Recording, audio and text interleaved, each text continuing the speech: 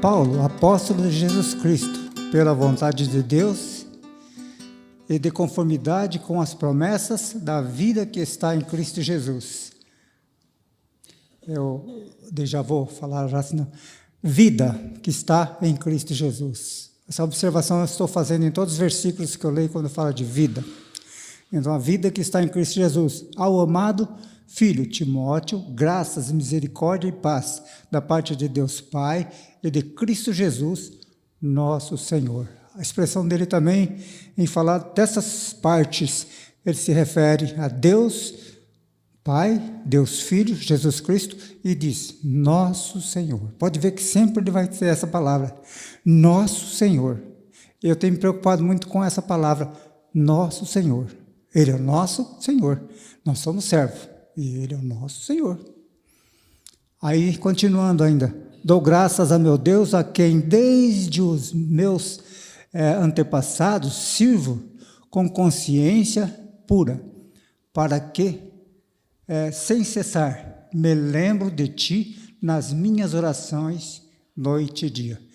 Isso aqui também é outra coisa muito importante, o cuidado de Paulo com aquelas pessoas que ele ensinou, discipulou e assim, orando por elas para que elas tenham o seu ministério frutífero. Lembrando das suas lágrimas, estou ansioso por vê-lo, para que eu transborde de alegria. É gostoso a gente encontrar um irmão que fez um trabalho conosco em algum lugar e a gente vê que com ele ali, conosco, com Deus dirigindo os nossos passos, nós tivemos momentos de alegria e de gratidão a Deus pelo que Deus pôde fazer, usando assim os nossos irmãos, nossos colegas. E terminando também pela recordação que guardo da tua fé, sem fingimento, e a mesma que primeiramente habitou em tua voloide e em tua maionice. Estou certo de que também em ti.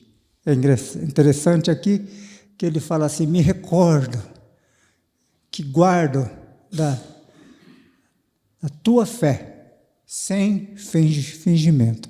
Quando a gente anda junto com uma pessoa, a gente sabe exatamente o que ele pensa, o que ele fala, se é aquilo mesmo, e dá para perceber se é ou não fingimento. Fingimento é uma coisa ruim, né?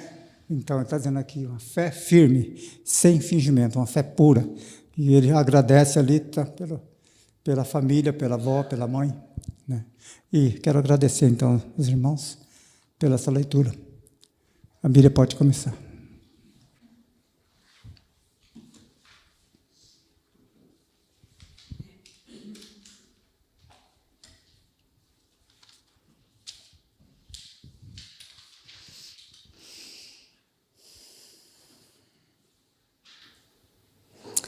Então, hoje nós vamos dar continuidade em nosso estudo sobre como Deus enviou as 10 pragas no Egito e como Deus livrou Israel.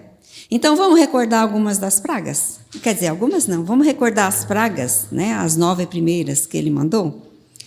A primeira, ele transformou a água do rio Nilo em sangue. A segunda, ele mandou a praga das rãs. Os irmãos estão lembrados disso? Então, né? E a terceira, em seguida, né? Deus enviou a praga dos piolhos. Os irmãos lembram que nessa praga aqui, a partir daqui, os magos não puderam imitar. A partir dos piolhos, os magos não puderam imitar. A quarta praga era a praga das moscas. E aqui, durante essa praga, também nós vimos uma outra coisa bem interessante, que Deus fez separação entre o povo do Egito e o povo de Israel. Então, a praga era só para os egípcios, e o povo de Israel estava livre dela. A quinta praga foi a peste nos animais. A sexta, a praga das úlceras, todo mundo cheio de feridas, né? Menos os israelitas. A sétima, que foi logo em seguida das úlceras, né, foi a chuva de pedras, que acabou com as plantações, com certeza morreram alguns animais. A oitava, a praga dos gafanhotos. O que a chuva de pedra deixou verdinho, os gafanhotos foram lá e comeram tudo, né? Nham, nham, nham, comeram tudo. E a nona praga foi a das trevas, que foi na aula passada que a gente falou sobre essa praga, né? Então, vamos adiante. Agora nós vamos para a 10ª e última praga. Então, Vande, vamos para a letra F. Os irmãos podem acompanhar aí, ó. O último castigo do Senhor sobre os egípcios. Letra F, porque essa folha é continuação, tá, gente? Daquelas 2 primeiras folhas, tá? Então, vocês grampeiam junto aí, porque faz parte. Então, agora nós estamos na letra F. Então, vamos ler Êxodo 11, 1 e depois 4 a 7. Êxodo 11, 1. Disse o Senhor a Moisés: ainda mais uma praga trarei sobre Faraó e sobre o Egito. Então vos deixará ir daqui. Quando vos deixar, é certo que vos expulsará totalmente. Agora nós vamos ler no mesmo capítulo 11, versículos 4 a 7. Vamos lá? Moisés disse: assim diz o Senhor, cerca da meia-noite passarei pelo meio do Egito. E todo primogênito na terra do Egito morrerá, desde o primogênito de Faraó, que se assenta no seu trono, até o primogênito da serva que está junto a Mó, e todo primogênito dos animais. Haverá grande clamor em toda a terra do Egito, qual nunca houve, nem haverá jamais.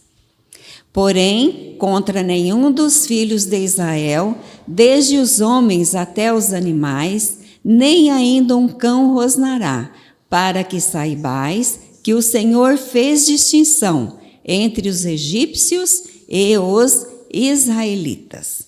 Então, nós vimos que Moisés foi falar com Faraó, e aqui nesse capítulo, Moisés falando com Faraó, né? Então, ele falou essas coisas que a gente acabou de ler e saiu zangado, né? Saiu bravo da presença de Faraó. Ele não se humilhou, não ficou ali, né, respeitando o Faraó e tratando, não, ele ficou bravo mesmo, ficou nervoso, né, e saiu da presença de Faraó. Vocês lembram que no tempo de Noé, as pessoas não acreditavam no que Noé anunciava, né, mas depois que a arca foi fechada e começou o dilúvio, eles acreditaram? Acreditaram, né? Mas já era tarde demais. Eles creram ou não creram? Creram, né? Então, mas não tinha mais jeito. E nós, depois de acabar a oportunidade, E chegando o dia que nós vamos estar diante do Deus eterno, já será tarde demais para nos decidirmos. Então o tempo é hoje. Hoje é o dia aceitável da salvação. Hoje é o tempo, é agora. Não deixar para depois, não, que depois pode ser tarde demais, né? Então, voltando aqui para a nossa praga, né? O Senhor sabia que depois dessa praga final, Faraó libertaria os israelitas. Então, agora nós vamos para a letra G, os irmãos podem acompanhar, as instruções do Senhor para Moisés. Então, antes da praga, ele deu instruções. Vamos ler? Êxodo 12, de 1 a 7. Eu vou pedir que os irmãos leiam comigo, para a gente fazer uma voz uníssona, assim, bem forte, né? É dos versículos de 1 a 7. Vamos lá, gente? Disse o Senhor a Moisés e a Arão na terra do Egito: este mês vos será o principal dos meses, será o primeiro mês do ano. Falei a toda a congregação de Israel, dizendo, vamos voltar lá que eu li errado. Falai a toda a congregação de Israel, dizendo, aos 10 desse mês, cada um tomará para si um cordeiro, segundo a casa dos pais, um cordeiro para cada família. Mas se a família for pequena, para um cordeiro, então convidará ele o seu vizinho mais próximo, conforme o número das almas, conforme o que cada um puder comer. Por aí calculareis quantos bastem para o cordeiro. O cordeiro será sem defeito, macho de 1 ano. Podereis tomar um cordeiro ou um cabrito. E o guardareis até o 14º dia desse mês, e todo o ajuntamento da congregação de Israel o imolará no crepúsculo da tarde.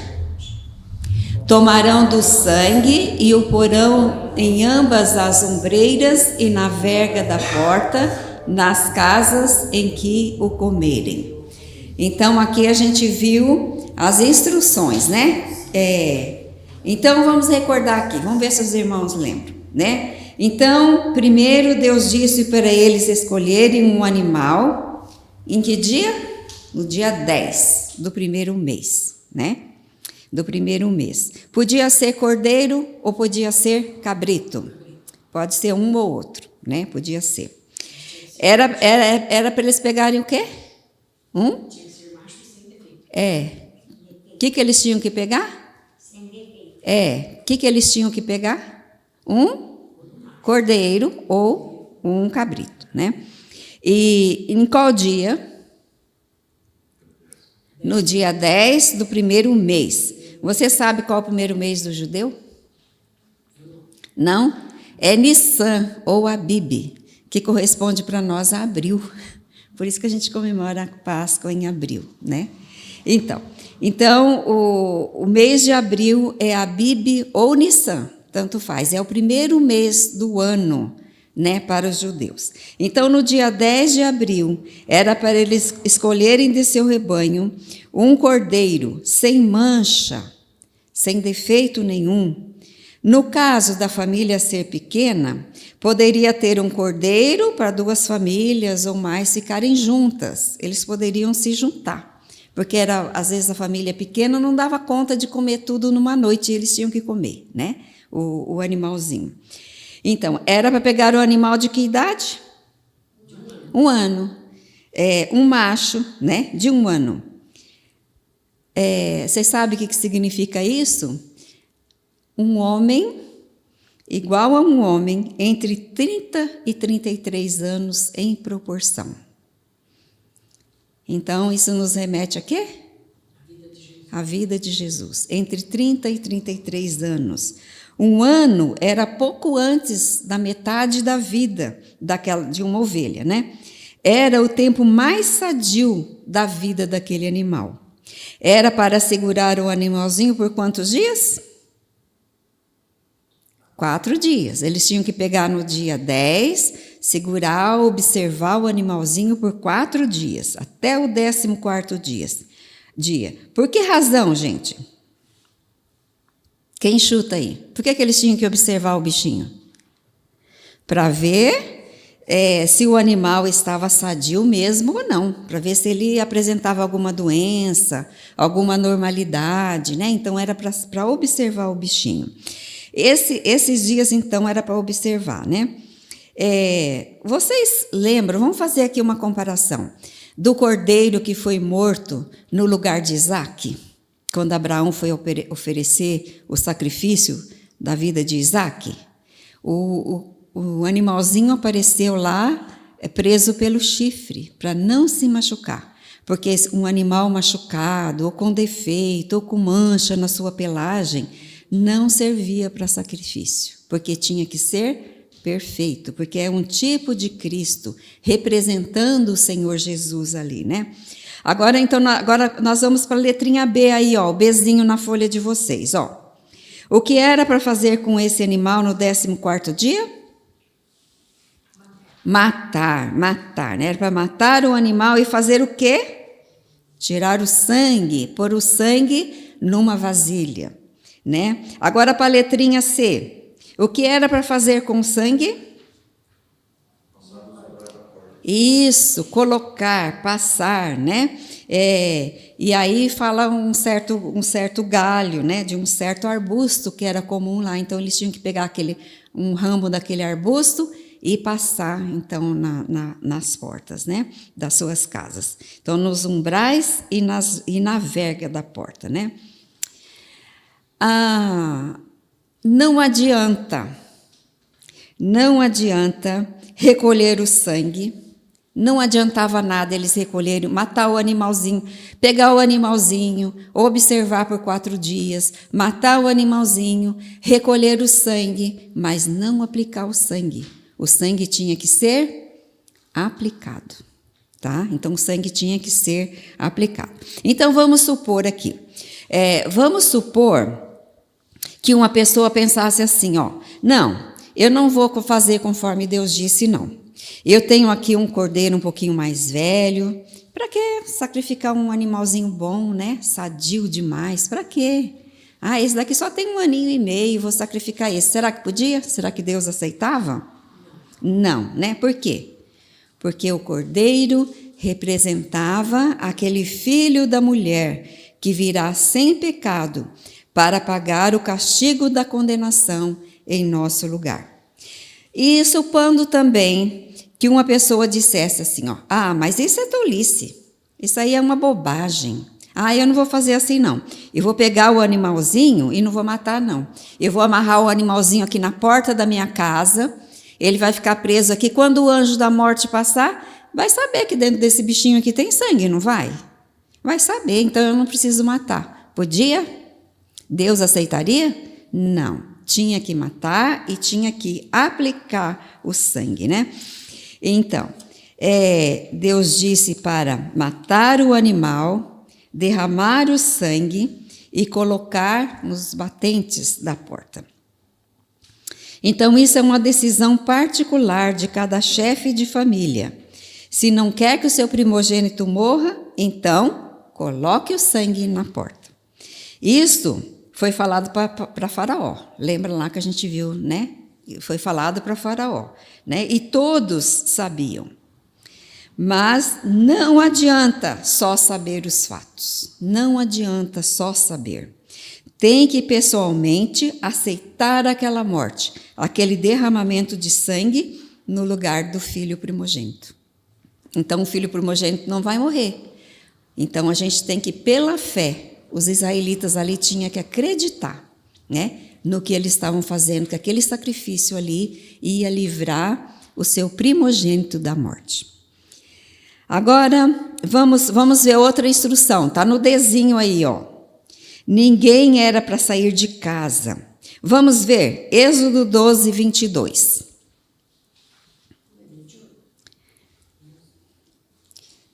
Êxodo 12, 22. É isso? Será que eu errei? Eu acho que é o 12, 22. Tomai um molho de esopo, molhai-o no sangue que estiver na bacia, e marcai a verga da porta e as suas ombreiras, com o sangue que estiver na bacia. Nenhum de vós saia da porta da sua casa até pela manhã. Então, eles tinham que passar e comer aquele bichinho dentro da casa. Não podia ser. O que sobrasse era queimado, tinha que ser queimado, não podia sobrar nada do bichinho. Então, era para ficarem dentro da casa em que eles tinham passado o sangue, né? E é como assim, como se eles estivessem se escondendo atrás da morte e do sangue daquele cordeiro que Deus mandou matar no lugar do primogênito. É como eles estivessem ali protegidos por aquele sangue. Então, quando o anjo da morte passasse, ninguém ia morrer, nem pessoas, nem animais, né? Agora vamos para o capítulo 12, versículo 8. Vamos dar uma olhadinha lá. Naquela noite comerão a carne assada no fogo com pães asmos e ervas amargas a comerão. Então, aqui, eles tinham que comer a carne. Podia ser cozida na água? Não, tinha que ser assada no fogo. E tinha que comer com pães asmos e também com ervas amargas, né? Enquanto eles esperavam ali o anjo da morte, tinha que ser assim, né? Tinha que esperar comendo, né? Eles tinham que fazer essa refeição, essa última refeição no Egito. Então vamos dar uma olhada, vamos pensar um pouquinho nos pães asmos. Quem sabe o que é um pão asmo? É um pão sem fermento. Não podia fermentar o pão. Por que será, né?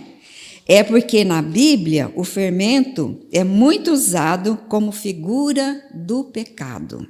Por isso eles não poderiam comer o pão com fermento. Quando o fermento está na massa, né, Helena? O que acontece com a massa? Ele penetra por tudo quanto é canto. Estufa aquela massa, não estufa? A massa desse tamanhozinho vira uma maçona. Era uma massinha, vira uma maçona. Não é isso que o fermento faz? É isso que o fermento faz, né?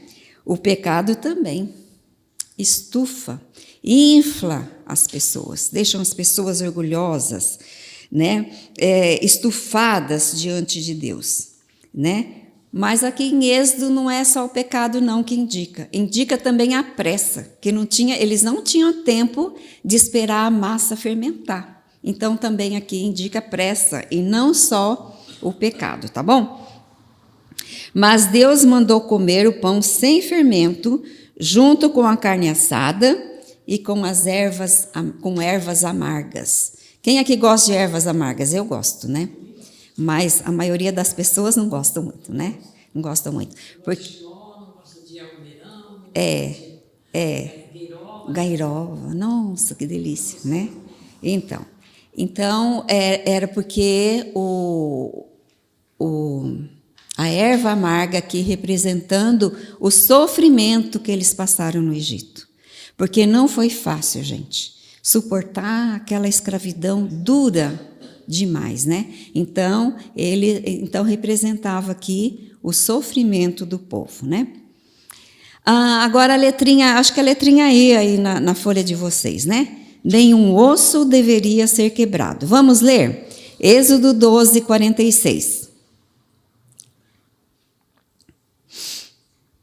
O cordeiro há de ser comido numa só casa, da sua carne não levareis fora da casa, nem lhe quebrareis nem osso nenhum.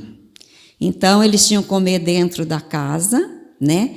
E não podia levar nada fora, né? Se o vizinho pedisse, nossa carne acabou, dá um pedaço da sua carne assada aí, podia?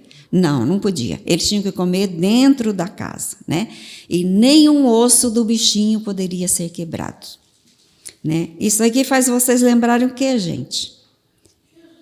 Jesus na cruz, né? Principalmente em João capítulo 19, nos fala que quando eles queriam que o Jesus morresse logo, por quê? Porque já era sexta-feira, e o sábado, né, não podia, né?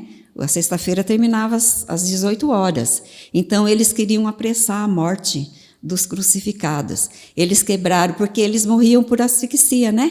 Então, os braços eles apoiavam o peso nos braços, quando os braços cansavam, eles apoiavam nos pés, né?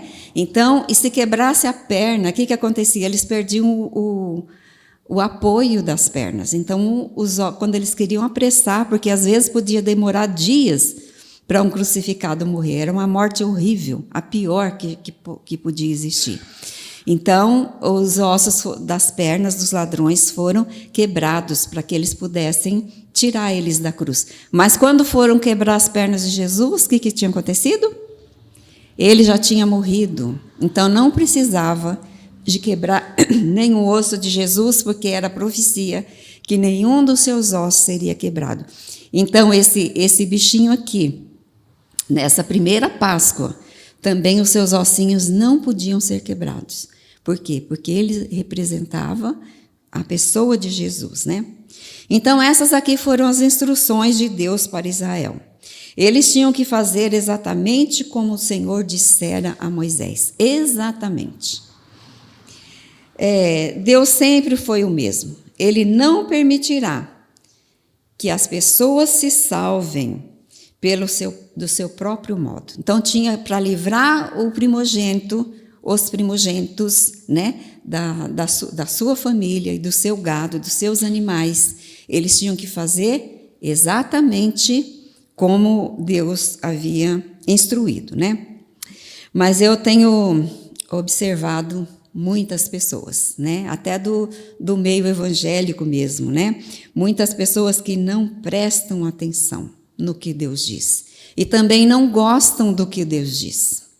Não apreciam o que Deus diz. E querem fazer as coisas à sua maneira. Algumas dizem: ah, irmãos, mas Deus é amor. Vocês já ouviram isso? Deus é amor. E o que a gente crê não importa muito. Ele não vai mandar ninguém para o inferno, né?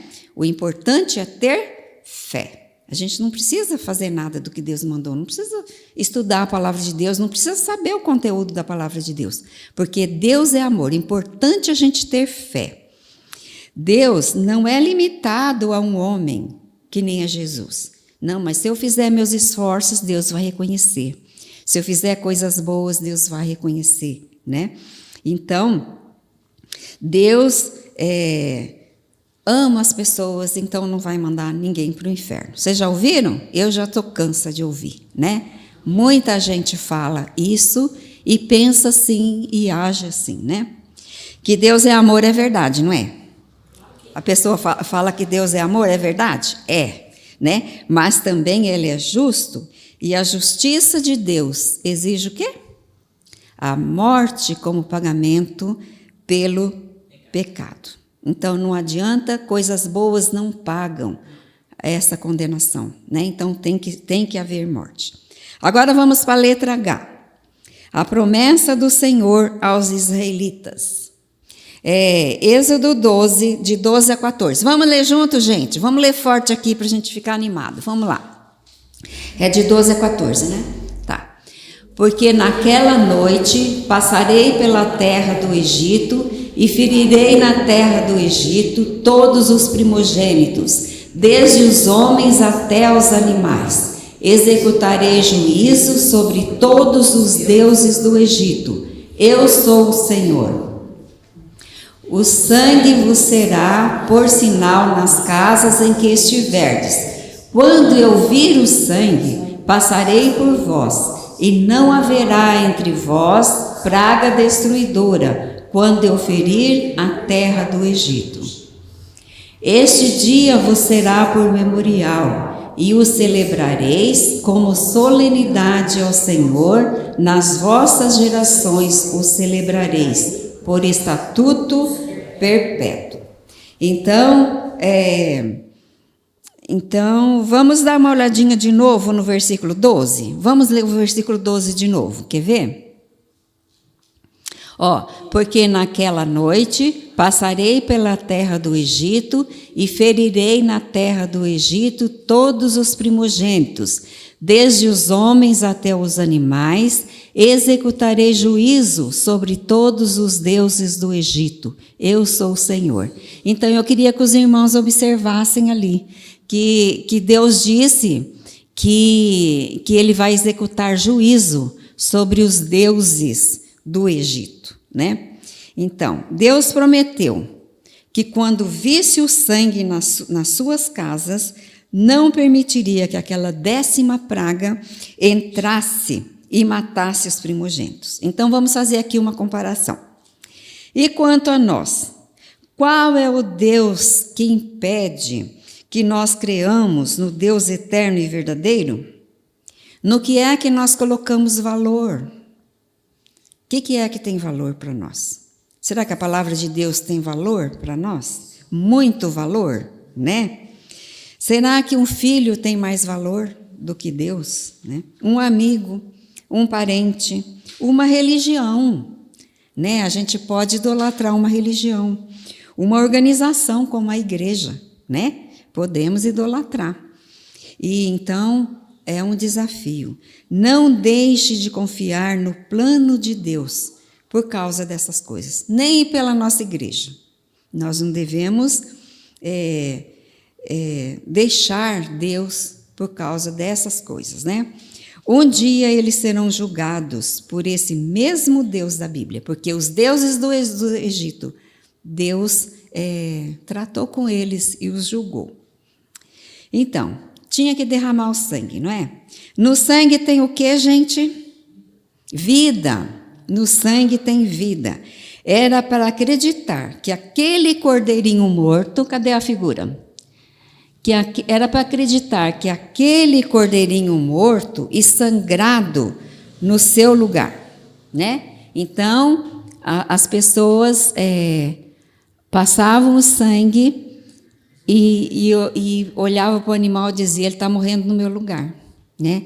Eu lembro que uma vez a Carol foi, que vocês sabem que a Carol desenha, né? Ela foi ilustrar um livro e o autor do livro queria usar essa figura aí. Ela usou a figura, só que ela modificou um pouquinho. Ela pôs uma criança ali, observando, olhando, né? Eu achei muito interessante. O autor do livro também gostou demais, né? Falou, nossa, que ideia criativa. Quer dizer, o pai ensinando para o filho. Então, o filho ali observando aquela obediência, né? A Deus, a importância de obedecer a Deus. Então, era uma maneira de caminhar junto com o filho, ensinando enquanto caminhava, né? Enquanto fazia o sacrifício. Então o cordeiro deveria... Então, eles tinham que olhar para o cordeiro e pensar assim, ó, ele está morrendo no meu lugar. Eu que merecia morrer, mas ele morreu no meu lugar, né? Então, se alguém dissesse, ó, eu não vou pôr o sangue na porta, né? Porque fica muito feio, atrai moscas, né? Atrai moscas. Será que é assim que Deus disse? Não, né? Como já dissemos, tinha que aplicar o sangue. Sim, sim. Era o sinal. Isso. Sim. Exatamente isso, Jô. Exatamente isso que está dizendo aqui no texto, né? E não adianta nada a gente saber que o Senhor Jesus morreu no nosso lugar. Só saber não adianta nada. A gente tem que aplicar o sangue, aquele sangue que ele derramou na cruz, tem que ser aplicado na nossa vida. Senão, não é aceito, né? Não é... Tem gente que fala assim, não precisa tanto, sabe? Que Deus é um só. Eu falo, vai depender do caminho que você pega para seguir ele. Então, não adianta também a gente saber de Jesus, saber que ele derramou o seu sangue na cruz no nosso lugar e não aplicar na nossa vida. Nós temos que aplicar o sangue. Ali o sangue tinha que ser aplicado nos umbrais e nós temos que aplicar o sangue de Jesus na nossa vida, na nossa conduta, né? E o Senhor, como o Sila destacou hoje na pequena mensagem dele, que, aliás, eu gostei muito, né? Tem, como é que é? Me fugiu agora a expressão que ele usou aqui, né? Então, é muito importante, né, que a gente aplique o sangue, que a gente creia que o Senhor seja, que Jesus seja o nosso Senhor. Ele falou do Senhor, de Deus, do Senhor Jesus ser o Senhor na nossa vida. A gente fala assim só Senhor, Senhor, mas Ele não é Senhor coisa nenhuma, né? A gente toma as decisões por conta própria. Senhor é só um hábito de falar, é só um jeito de falar, né? Mas, na verdade, Ele não é o nosso Senhor. Tem muitos outros senhores conduzindo a nossa vida, muitas vezes. Espero que... Mas aqui entre nós não, né? Aqui o Senhor Jesus é o Senhor mesmo, né? Então, agora nós vamos para a letra I. A fé e a obediência de Israel. E foram os filhos de Israel e fizeram isso, como o Senhor ordenara a Moisés e a Arão, assim fizeram. Então, eles creram e obedeceram, né? Então, eles tiveram fé e eles obedeceram, né? A obediência tem que ser a consequência da fé, né? Obedecer sem a fé não, né? Tem que ter fé e obediência. Então nós vimos aqui nesse versículo que os israelitas fizeram o que Deus havia mandado. Não valia matar o cordeiro doente, não valia. Não valia o cordeiro vivo, de jeito nenhum. O cordeiro tinha que morrer, pois eles, os israelitas, não podiam esquecer que o castigo pelo pecado é a morte, né? Agora vamos para a letra J. Todos os primogênitos dos egípcios morreram. Vamos ler Êxodo 12, de 29 a 30. Aconteceu que à meia-noite feriu o Senhor todos os primogênitos na terra do Egito, desde o primogênito de Faraó, que se assentava no seu trono, até o primogênito do cativo, que estava na enxovia, e todos os primogênitos dos animais. Levantou-se Faraó de noite, ele, todos os seus oficiais e todos os egípcios, e fez-se grande clamor no Egito, pois não havia casa em que não houvesse morto. Toda casa tinha um velório. Vocês já pensaram? Toda casa tinha velório. Era gente e era bicho, né? Os primogênitos dos animais também morreram, então foi grande o prejuízo. E toda a família tem um primogênito, né? Então esses também morreram, né? Então aconteceu como Deus tinha dito? Aconteceu, né? Então bota a figura lá, Vande. Inclusive do Faraó, né? Porque Deus sempre faz o que diz. Ele não apenas ameaça e depois esquece aquilo que ele ameaçou, né? Esquece da sua ameaça, não. Ele sempre faz o que ele diz. Quando Deus decide punir os pecadores, não há como escapar. Só mesmo atrás do sangue, né? Protegido pelo sangue. Ele disse que destruiria os primogênitos dos egípcios e os destruiu. Ele disse que pouparia a casa onde visse o sangue e poupou, né? Então vamos fazer uma comparação. Faraó foi avisado? Sim. E porque ele não creu em Deus, ele e todo o Egito pagaram um preço alto. Porque Faraó não creu, né? Toda a sua nação pagou um preço muito alto. Não só rebanhos, né? Mas os filhos também, né? Porém, o preço mais caro não é esse, de perder o filho, perder animais, né? Não é esse o preço mais caro, né? O mais trágico foi o preço eterno, a separação eterna no lago de fogo. Esse é muito mais doído que as pessoas falam, né? De morte, só pensa nessa morte física, não pensa no inferno, não pensa no lago de fogo, que é muito pior do que isso, né? Vocês já pensaram, em toda casa tinha velório, toda a casa. Às vezes tem pessoas que falam que a gente tem direito de nascer 2 vezes, mas não é uma vez só. É. Isso não é uma carne, né? O Espírito não pode. Sim. A gente tem que ser assim, tem que nascer 2 vezes. Aquele ditado que diz que agora todos vão pagar por erro de um.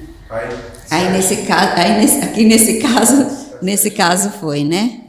Então, nesse caso aqui foi, sim. Eu acho que muitas famílias também, quando o chefe da família não, né? A família sofre consequências, né? Quando não segue ao Senhor, quando não crê no Senhor, não conduz a sua família, né? Nos caminhos de Deus. Isso, vai pagar por isso. Agora vamos para a letra L. Faraó deixou os israelitas saírem. Então, Êxodo 12, 31 a 33. Então, naquela mesma noite, Faraó chamou a Moisés e a Arão e lhes disse: levantai-vos, saí do meio do meu povo, tanto vós como os filhos de Israel. Ide, servi ao Senhor como tendes dito. Levai também convosco vossas ovelhas e vosso gado, como tendes dito. Ide-vos embora e abençoai-me também a mim. Os egípcios apertavam com o povo, apressando-se em lançá-los fora da terra, pois diziam: todos morreremos. Né? Então, isso aqui foi o versículo 33, né? Então, o povo egípcio, inclusive Faraó, né? Vão embora daqui, gente, né? Aqui está muito difícil aqui, né? Então, os egípcios apressavam o povo de Israel para saírem do seu país. Eles estavam com muito medo,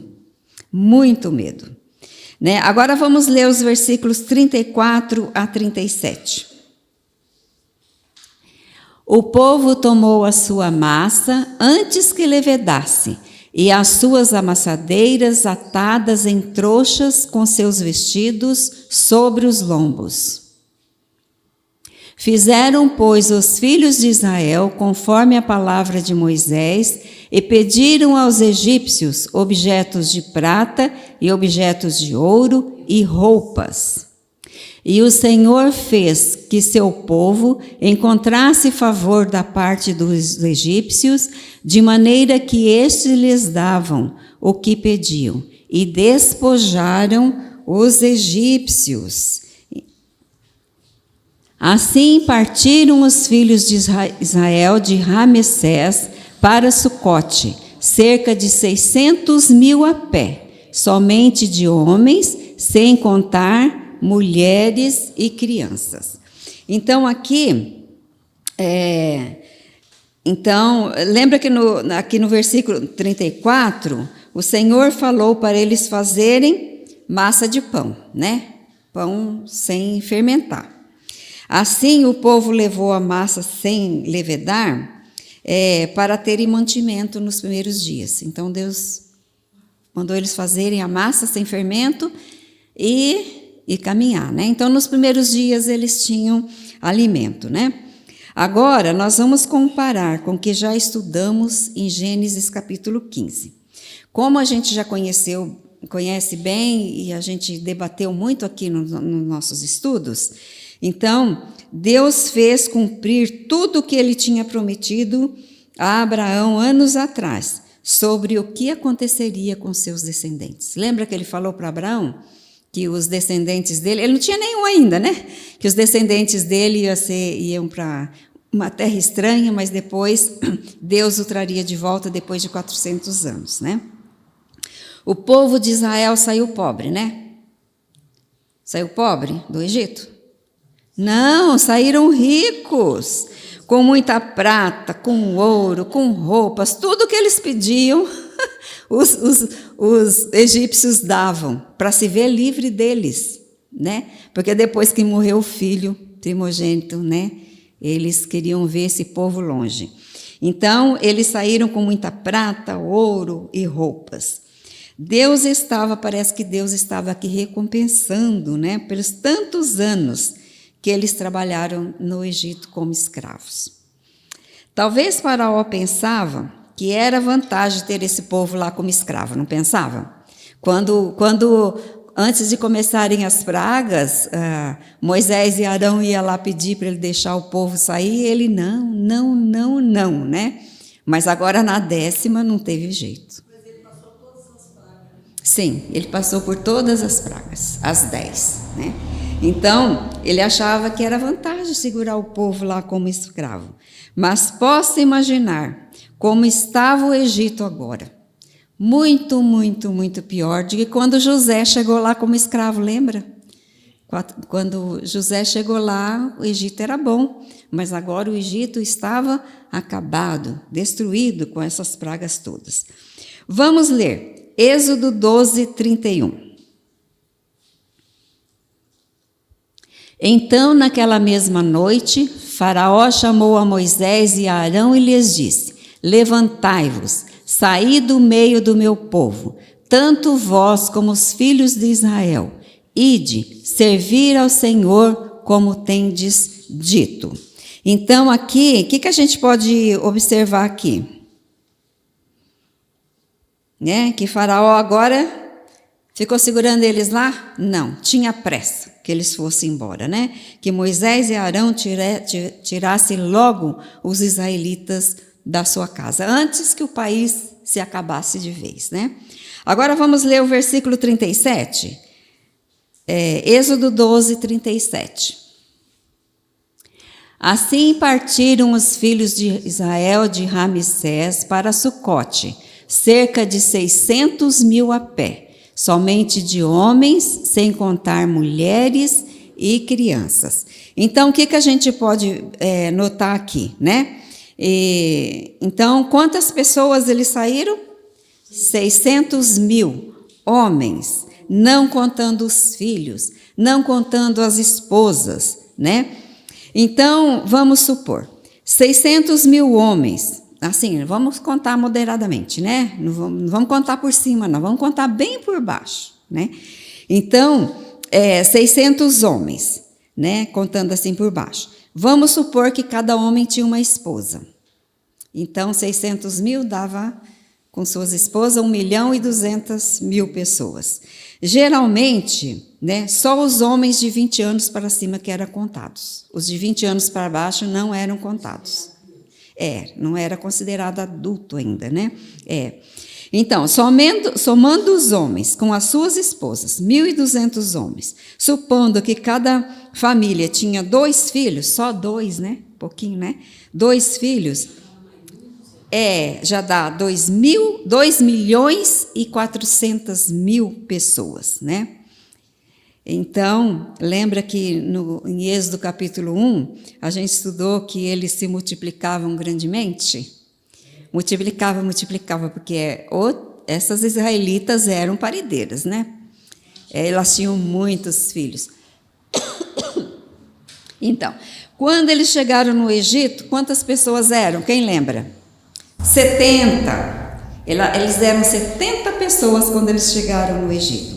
Isto quer dizer que eles saíram do Egito com 2.400.000, contando por baixo. Eles chegaram lá apenas 70.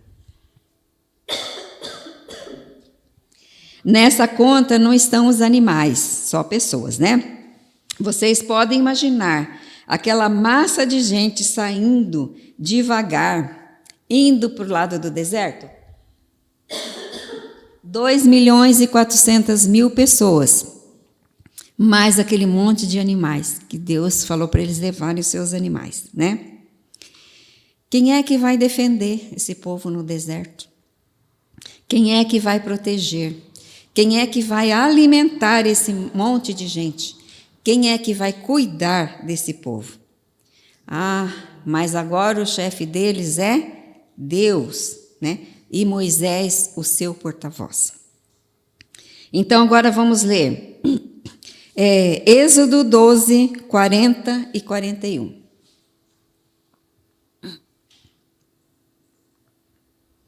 Ora, o tempo que os filhos de Israel habitaram no Egito foi de 430 anos. 41 agora. Aconteceu que, ao cabo dos 430 anos, nesse mesmo dia, todas as hostes do Senhor saíram da terra do Egito, né? Então, o tempo em que o povo viveu no Egito foi 430 anos. Agora chegou a hora de Deus cumprir o que ele havia prometido. Então, agora nós vamos para a letra M, que é a conclusão. Tá bom, gente? Nós somos privilegiados de conhecermos essa história. Vocês não acham, não, que a gente tem um grande privilégio de conhecer essa história? Nós não precisamos rejeitar o Senhor Deus, como os egípcios fizeram. Então, observando essa terrível tragédia, nós podemos crer em Deus e na sua palavra. Mas para a gente crer na sua palavra, a gente tem que conhecer essa palavra, né? Se não conhecer, como é que você vai crer, né? Como é que vai crer naquilo que não conhece, né? Então, Deus não mudou. Ele ainda requer que nós creiamos nele. Ele ainda julga o pecado. Pecado não passa impune, não. E isso, ainda, ele cumpre as suas promessas também. Não só os juízos que ele falou, mas as promessas ele cumpre porque ele é fiel. O Senhor libertou o seu povo, exatamente como disse que faria. Deus castigará todos os que lutam contra ele, mas mostrará a sua misericórdia e dará a sua paz àqueles que confiam nele. Então, espero que os irmãos tenham entendido aquilo que eu quis transmitir e que seja uma bênção na vida dos irmãos, que acrescente o seu conhecimento. O conhecimento não se adquire de uma vez, é de pouquinho em pouquinho, né? No passo a passo. Então, para encerrar, nós vamos ler Hebreus, capítulo 2, versículo 1. Vamos ler junto, gente? Hebreus 2, 1. Por esta razão, importa que nos apeguemos com mais firmeza às verdades ouvidas, para que delas jamais nos desviemos. Querem ler de novo, para não esquecer? Por esta razão, importa que nos apeguemos com mais firmeza às verdades ouvidas, para que delas jamais nos desviemos. Amém. Posso fazer uma pergunta? Sim. Às vezes pode ser uma bobagem, mas por que tem muita gente que fala que depois que a gente conhece a Bíblia não pode comer um frango destorcado? Tem que cortar, porque não pode comer sangue. Porque no Velho Testamento não podia comer sangue. No Novo Testamento também teve umas instruções lá, mas assim, no Novo Testamento, agora a gente não precisa mais observar, né? Sim. Por quê? Porque aquilo que representava os animais no Velho Testamento foi cumprido na pessoa de Jesus. Então, aquelas coisas que se faziam no Velho Testamento como é que se diz? Para ser um tipo de Cristo que havia de vir, então aquilo a gente não precisa mais observar, porque foi cumprido em Jesus, foi feito em Jesus, né? Foi realizado em Jesus. Ninguém precisa mais de fazer promessa, né? Não, A gente faz promessa. Pode fazer promessa, não. E se prometer, cumprir, né? Deixa os políticos. Deixa para os políticos, né? Prometer não fazer promessa. Prometer a não fazer promessa. Eu não gosto de estancar o frango. Eu não gosto de assim. Eu corto para tirar um pouco do sangue, tira a cabeça fora. Mas tem gente que fala assim, é porque você é crente que você corta? Eu falo, não tem nada a ver, é que eu não gosto de comer com isso. Então, os judeus, eu acho que até hoje eles não comem sangue por causa disso, né? Mas para nós, eu como e gosto muito da cabeça bem cheiona de sangue de frango. Os judeus, se eu não me engano, eles não comem a parte traseira do boi também, né? Não sei. Não sei. Os judeus não comem porco, por causa da lei, né? Porque eles não era permitido. Ele acha que só come a parte dianteira. Não sei. Então que Deus nos abençoe. Mas tem uma recomendaçãozinha assim do Novo Testamento,